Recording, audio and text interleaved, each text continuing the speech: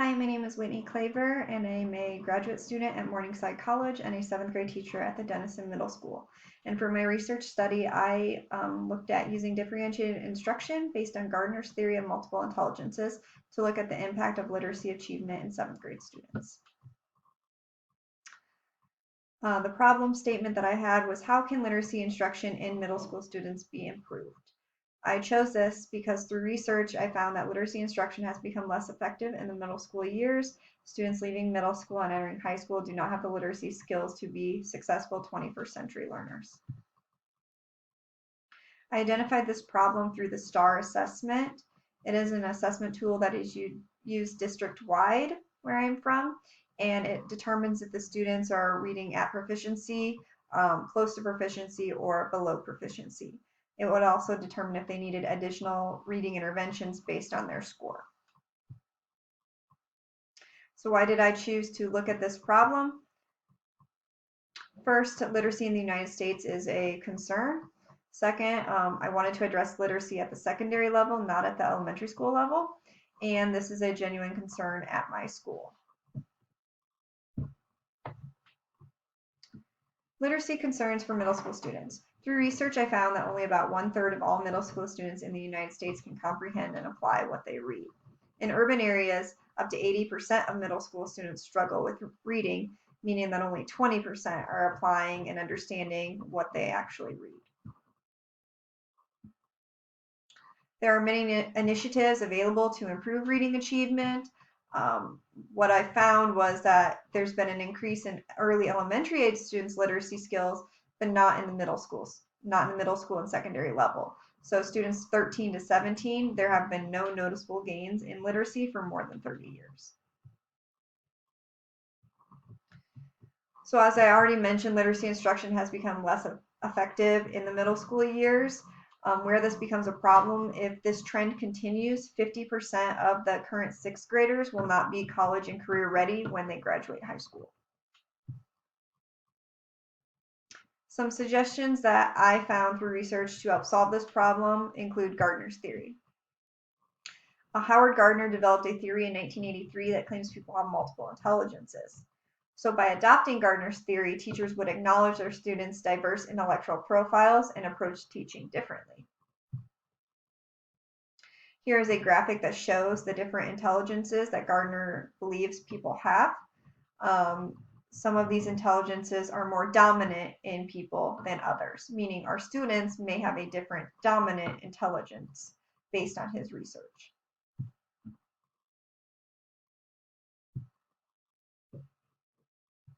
The use of the theory of multiple intelligences by creating lesson plans that use the students' dominant intelligences to cover content would be beneficial.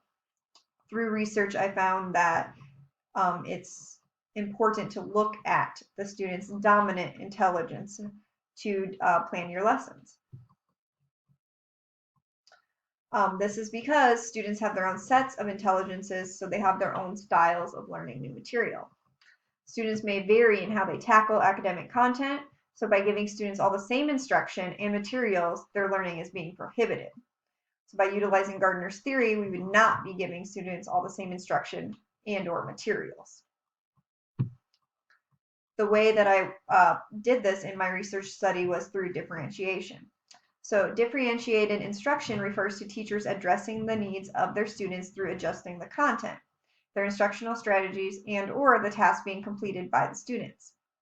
So with classrooms becoming more diverse and encompassing a wide range of achievement levels, the need for differentiated instruction has been becoming increasingly high. So teachers need to incorporate diverse techniques and strategies to address how students learn. This gives the students the opportunities to demonstrate their levels of understanding. Many schools are beginning to use differentiated instruction as a way to effectively address all students' educational needs. Schools are finding that differentiated instruction is key to building achievement in today's diverse classrooms. So by utilizing Gardner's theory of multiple intelligences, that students have different intelligences, I would address that through differentiated instructional materials and methods. So the goals and hypothesis for my research study. The purpose of this study was to determine if utilizing Gardner's theory of multiple intelligences by differentiating instruction would increase students' literacy scores. The tool I chose to use for measurement was the STAR assessment. I hypothesized that the students' STAR reading scores would be positively impacted in comprehension as a result of utilizing the theory of multiple intelligences along with implementing differentiation. The variables. The independent variable was utilizing Gardner's theory of multiple intelligences and implementing differentiation. The dependent variable was the students' assessment results. This was a quantitative research study done to determine the impact of utilizing Gardner's theory along with differentiation. The possible impact of this study. The results of this study can be used to help teachers make instructional decisions about daily instruction. In the educational field, there are lots of work that people consider good, but this would provide evidence of a successful strategy for people to use. My work as a practitioner will be impacted by whether or not I continue to use differentiation based on Gardner's theory.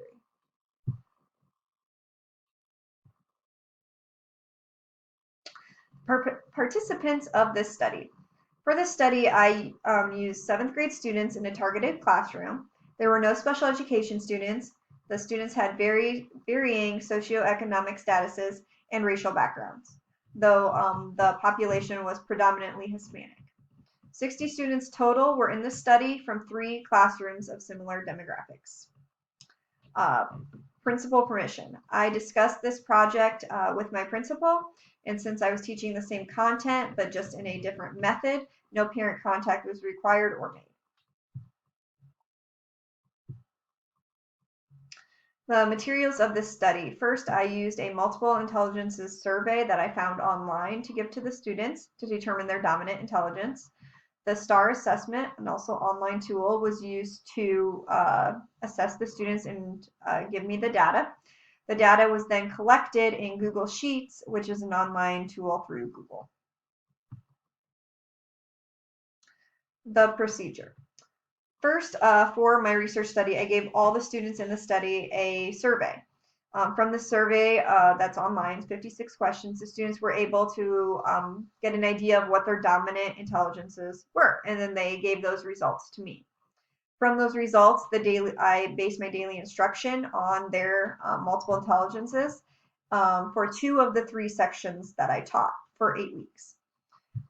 For the testing, the first thing I did, I tested the students right away at the beginning of the study before any instruction was given. That way I could get a baseline score where their literacy was already at. After 4 weeks of instruction, I gave them another test. And then 4 weeks later, at the conclusion of my study, I gave them their final STAR assessment. As the study went along, I gathered the data after each test. So every 4 weeks, and I documented that in my Google Sheets. The data was then analyzed at the conclusion of the 8-week study.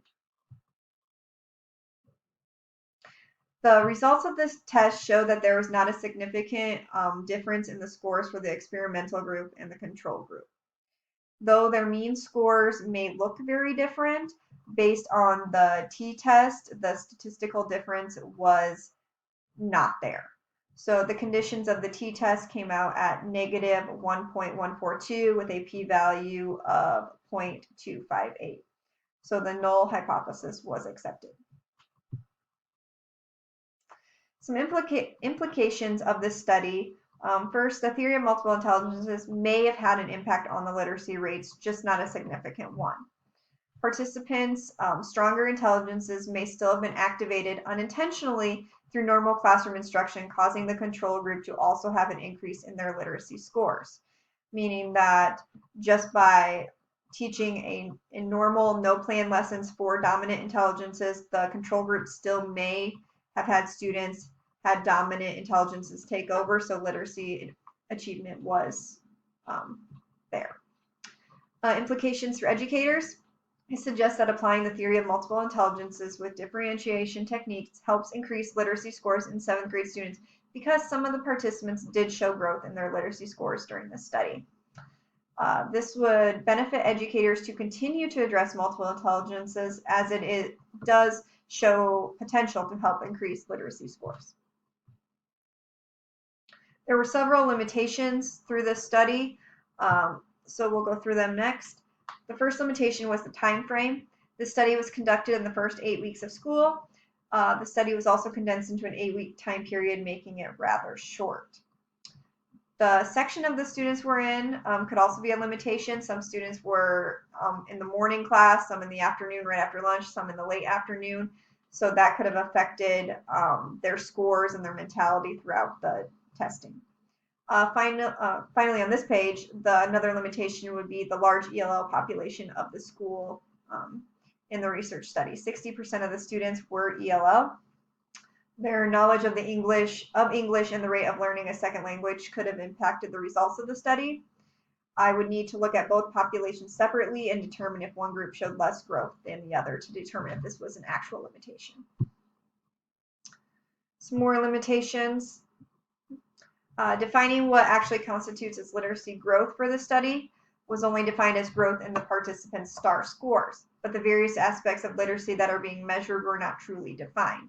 So the STAR test just looks at their literacy score based on each student's test, and each student's test is different based on where they started. So some students may have more vocabulary questions, some more comprehension, some more cause and effect. So the various aspect of literacy was not defined. It was just overall literacy growth. So if I wanted to avoid that limitation, I would have to use another measurement tool or assessment. The STAR test also allows each participant one attempt at this assessment every 4 weeks. So if the student's having a bad day, they're really tired, they had a death in the family, or they're just out of it, that could potentially affect their score.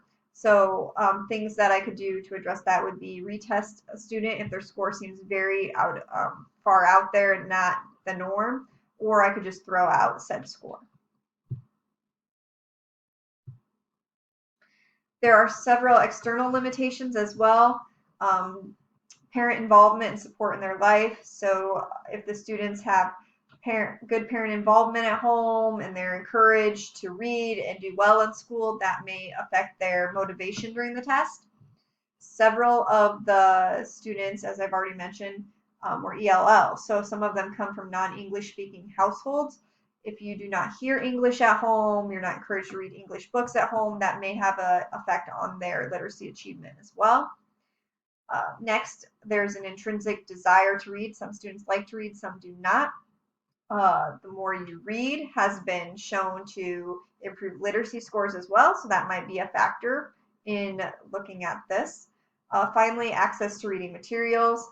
The same idea, if students have access outside of class to reading materials online or books, that may have impacted their scores for the better or worse during this study.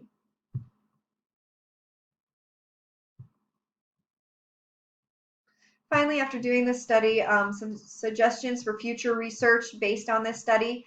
I would conduct the study, if I did it again, in the second semester of school instead of the first, to see if the scores would be different, and due to the students not coming right off summer break, but already being in school for a full semester. Increasing the length of the study might also be beneficial. It was a short study at 8 weeks, maybe increasing it to 16 weeks would give us more data to determine if this the Gardner's theory and differentiation did have a positive impact. Also, looking at the sections of participants, either choosing all morning classes or all afternoon classes, not a mixture of both, so that the scores are students with a similar mindset based on the time of day.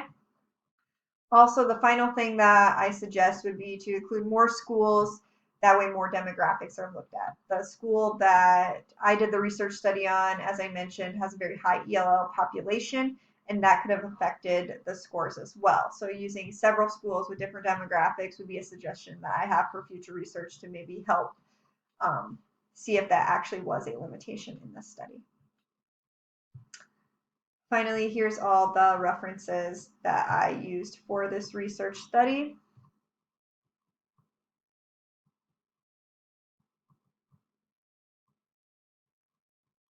Thank you.